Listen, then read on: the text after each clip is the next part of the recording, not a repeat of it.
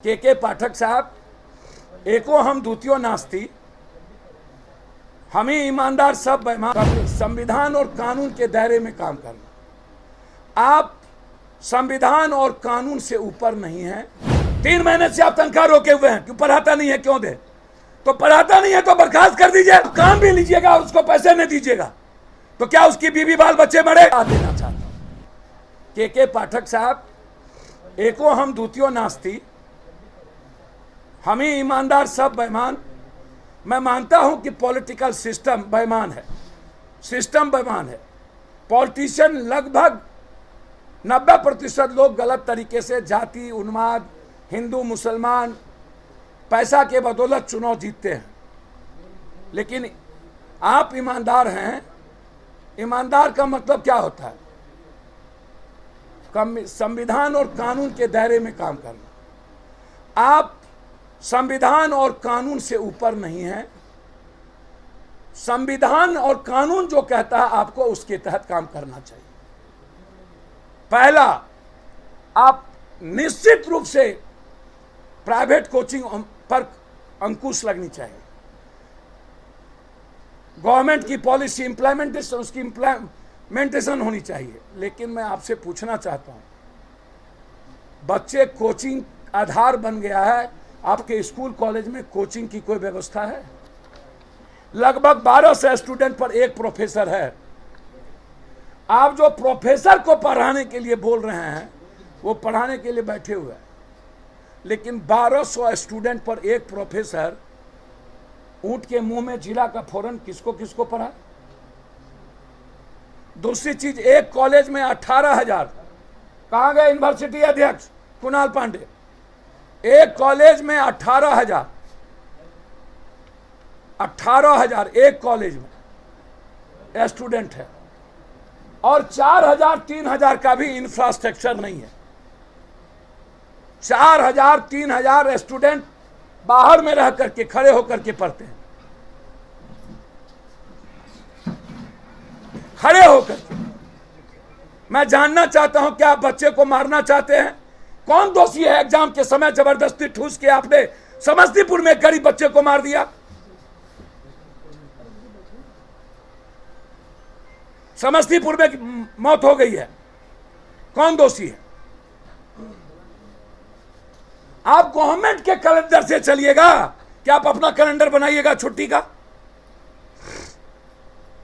Government का calendar लागू हो और गवर्नमेंट इस पर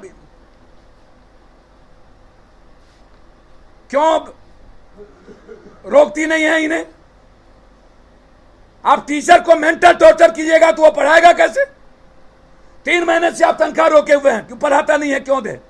तो पढ़ाता नहीं है तो बर्खास्त कर दीजिए, दूसरा रोजगार करेगा वो। आप काम भी लीजिएगा और उसको पैसे नहीं दीजिएगा तो क्या उसकी बीवी बाल बच्चे मरे?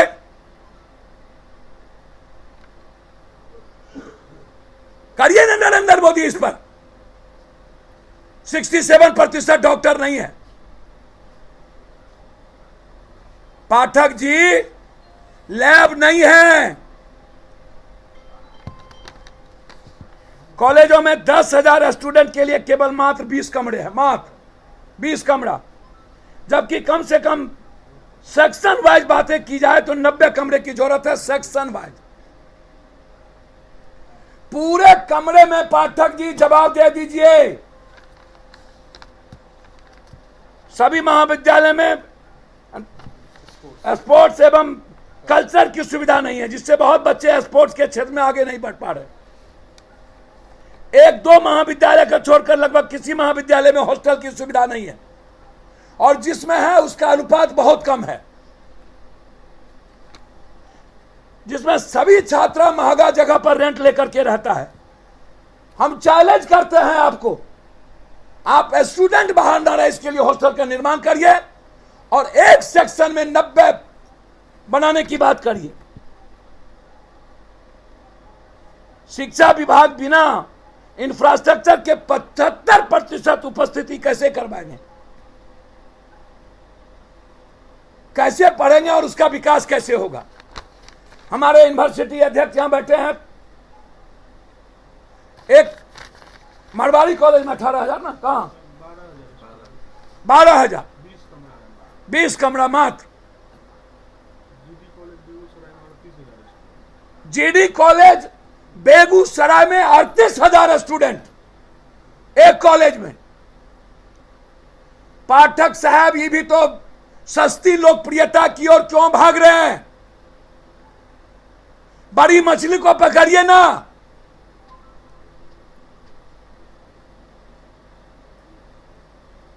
सारे नेताओं के स्कूल कॉलेज है, उसको पकड़िए ना। नेता आपको नहीं दिख रहा है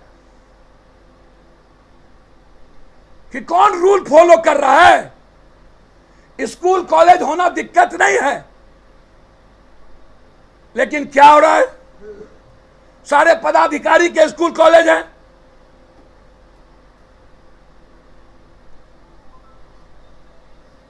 कहावत है,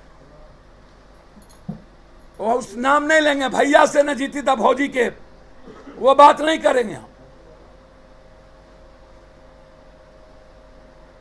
वही हाल आपका है। आप अच्छा काम करिए। पप्पू यादव आपके साथ खड़ा है प्राइवेट कोचिंग के सवाल पर, लेकिन कोचिंग की शुरुआत किए बगैर नहीं। एक कोचिंग में, एक क्लास में 400 300 बच्चे को पढ़ाए जाते हैं खड़े होकर के। अरबों खरबों रुपया कमाया जाता है। कुकुर मुत्ते के तरह कोचिंग है, लेकिन अहंकार में नहीं,